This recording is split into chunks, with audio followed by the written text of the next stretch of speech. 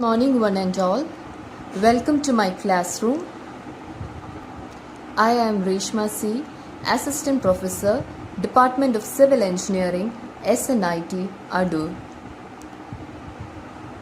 In today's class, we are going to have a quick glance over the sixth module. Sixth module is all about pre-stressed concrete. Topics included in this module are Introduction to Pre-stressed concrete, Concept of pre-stressing, Materials, high-strength concrete and high-tensile steel, then the analysis of pre-stressed beams, mainly rectangular and I sections at stages of transfer and service, and finally losses in pre-stress. Moving on to the first topic, Introduction to Pre-stressed concrete.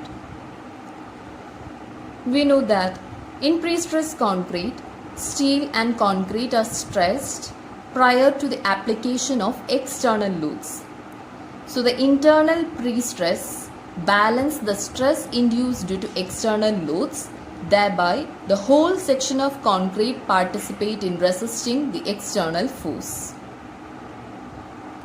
So pre-stressed concrete can be defined as the concrete in which internal stresses of suitable magnitude and distribution are introduced so that stresses resulting from the external loads are counteracted to a desired degree.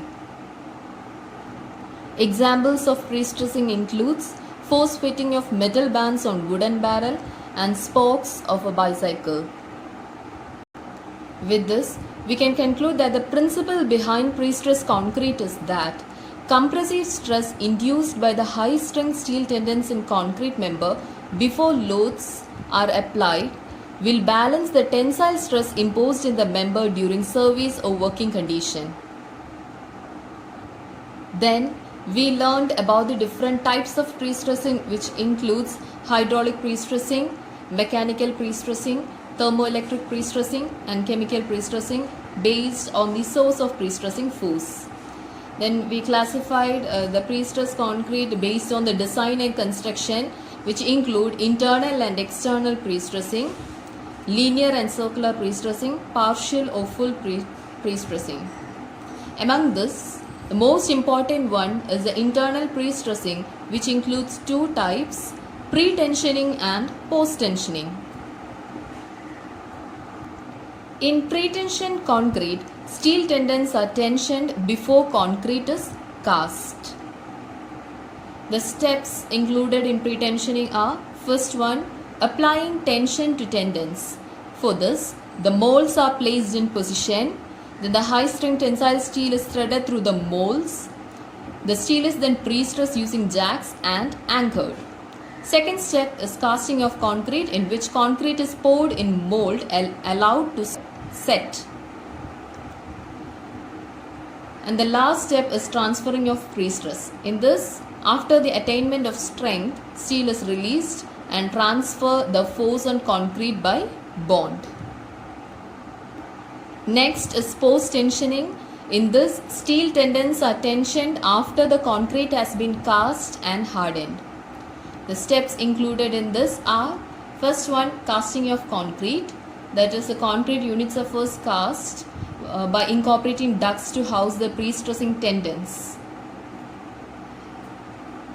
Then the second one is tensioning of tendons. Here, after the concrete attains strength, pre-stressing cables are threaded through the ducts and tensioned using jacks. And the third step, after the attainment of required pre-stress, the tendons are anchored using anchoring system at the ends, and force is transmitted through external anchorage system at the ends of concrete element. So the difference between pre-tensioning and post-tensioning is an important question. Moving on to the second topic, which is concepts of pre-stressing. There are mainly three important concepts. The first one is stress concept, second one is strength concept, and the last one is load balancing concept. First one is the stress concept. It was credited by Fressinet. He visualized pre-stressed concrete as one which was transformed from a brittle material to elastic one by pre-compression. That is, in pre-stressed concrete, tensile stresses caused due to external loads are counteracted by the compressive stress due to pre-stress. Thereby, the final stress in extreme fiber, that is at the topmost fiber and the bottommost fiber, may either be compressive or zero. That is, there is no tensile stress and there won't develop any tension cracks. There were two cases under this concept. Case A is due to concentric tendon, stress distribution due to concentric tendon. Here, the stress at topmost fiber is the summation of direct compressive stress due to pre-stressing force, stress due to dead load moment, as well as stress due to live load moment. So, the stress at topmost fiber is P by A plus MD by Z plus ML by Z. Likewise, the stress at bottommost fiber is P by A minus MD by Z minus ML by Z. Here, plus indicates compressive and minus indicates tensile. Then the case B was stress distribution due to eccentric tendon. Here, the stress at topmost fiber is the summation of direct compressive stress due to pre-stressing force P, stress due to eccentricity, stress due to dead load moment, and stress due to live load moment. Thereby, the stress at top fiber is P by A plus minus PE by Z plus MD by Z plus ML by Z. And the stress at the bottommost fiber is plus P by A plus PE by Z minus MD by Z minus ML by Z. These two conditions, that is case A and case B, are very important for numericals in analysis of pre-stress beam. Then the second concept was a strength concept or the force concept, in which pre-stress concrete is considered as a combination of steel and concrete, with steel taking tension and concrete taking compression. Thereby, these two materials produce a couple which will resist the moment due to external force. And the last concept was load balancing concept developed by Lin, in which if the external loads acting on a beam causes a sagging curvature of beam element, any load which introduces a hogging curvature on the beam equal and opposite in nature to that caused by the external load is called pre-stressing force, and this method of pre-stressing or preload is recognized as load balancing concept. Next is the need for high strength concrete and high tensile steel. Need for high tension steel is to keep the loads in pre-stress due to creep and shrinkage to a low level.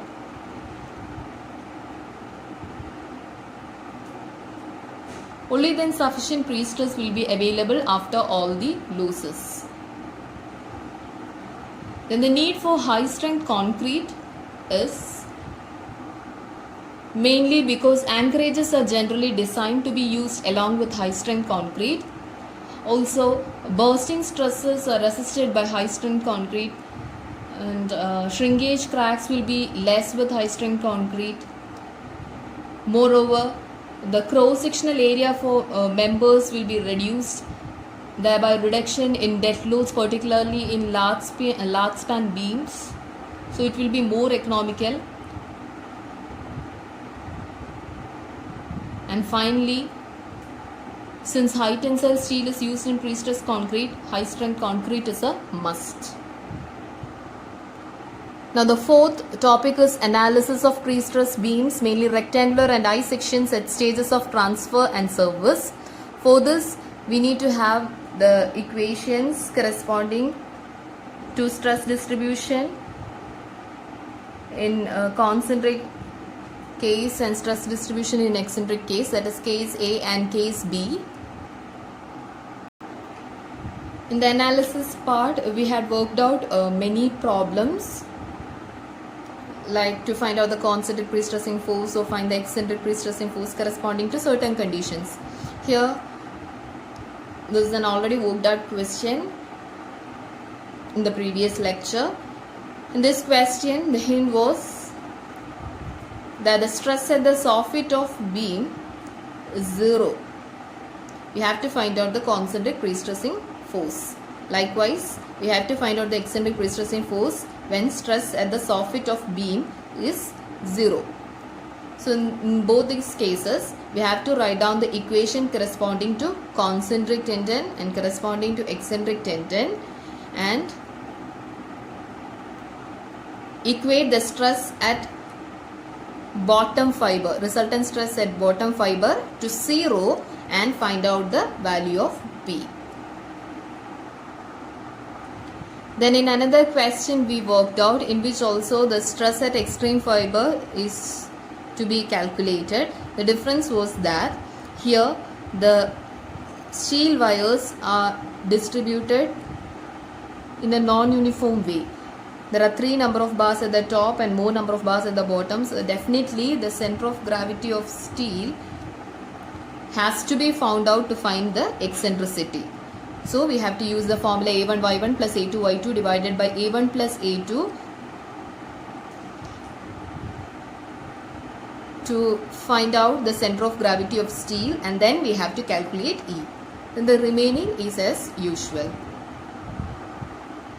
Then we solved questions regarding stress distribution of beam at transfer of pre-stress and at final stage.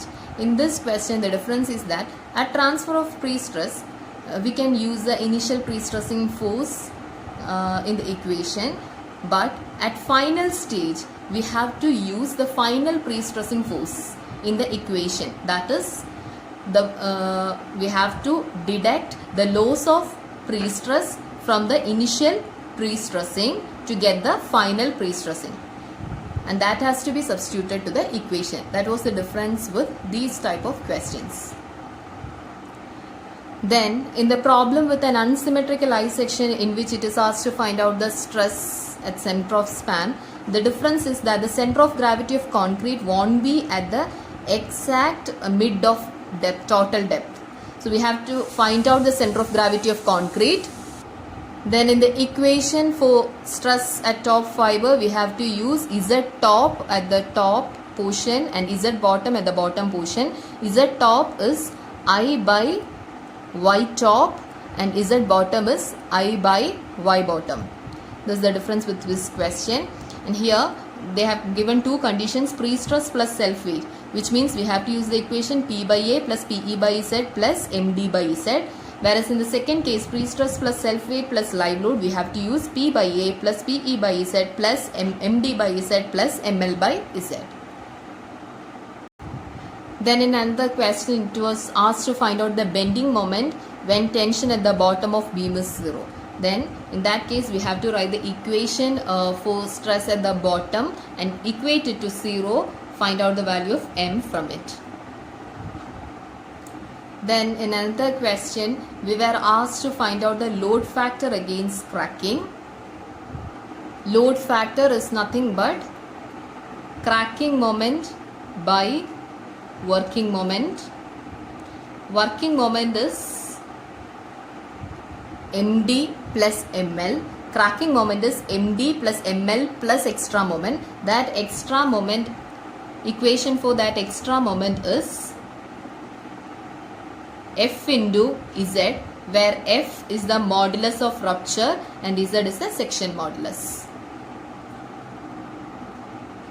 Then in another question, it was asked to find out the stress distribution at mid-span as well as the end section. Here the difference is that at end section, the stress, the moment at the support will be 0, thereby the stress at the support will be 0 in the equation. Moving on to the last topic, losses in pre-stress. Losses in pre-stress are mainly of 2 types, immediate loss and time-dependent loss. Elastic shortening, friction and anchorage slip comes under immediate loss, whereas creep, shrinkage and relaxation of steel comes under time-dependent loss. The losses that comes into account for a pre-tensioned concrete are loss due to elastic shortening, loss due to creep, loss due to shrinkage and loss due to relaxation of steel. Whereas the losses that accounts for a post-tension concrete are loss due to relaxation of steel, loss due to shrinkage of concrete, loss due to creep of concrete, loss due to slip in anchorage, loss due to friction. And if the wires are simultaneously tensioned, then there is no loss due to elastic shortening. But if they are successively tensioned, then there is loss due to elastic shortening. The equation for loss due to elastic shortening of concrete is M into Fc, where M is the modular ratio.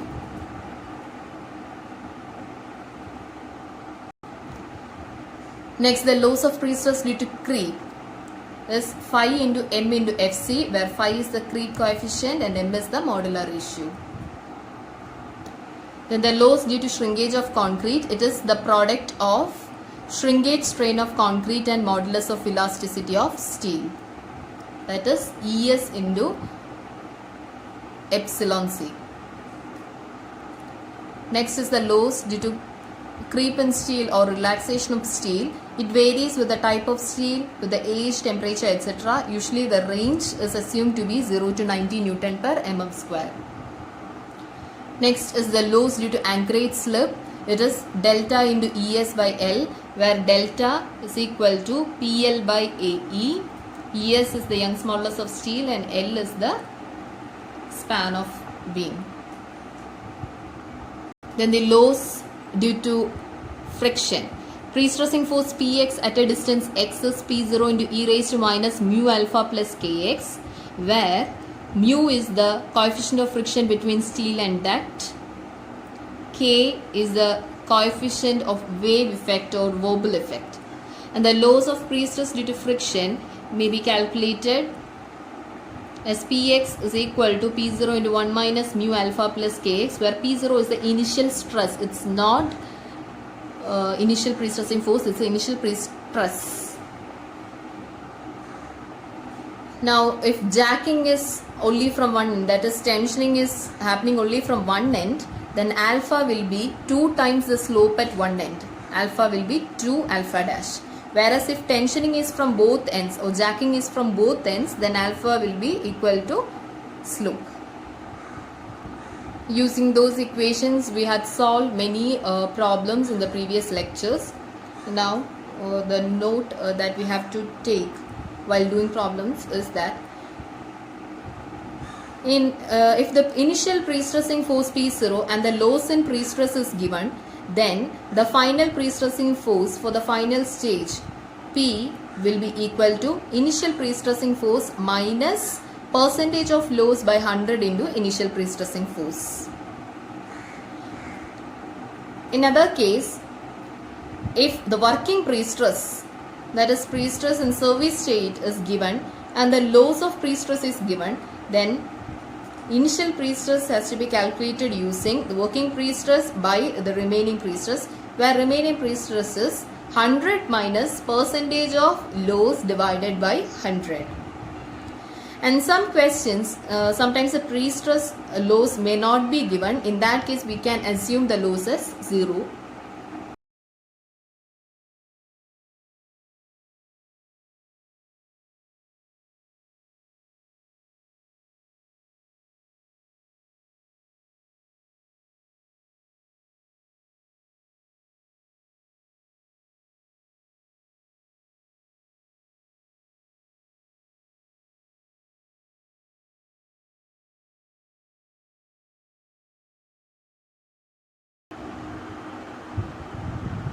Thank you.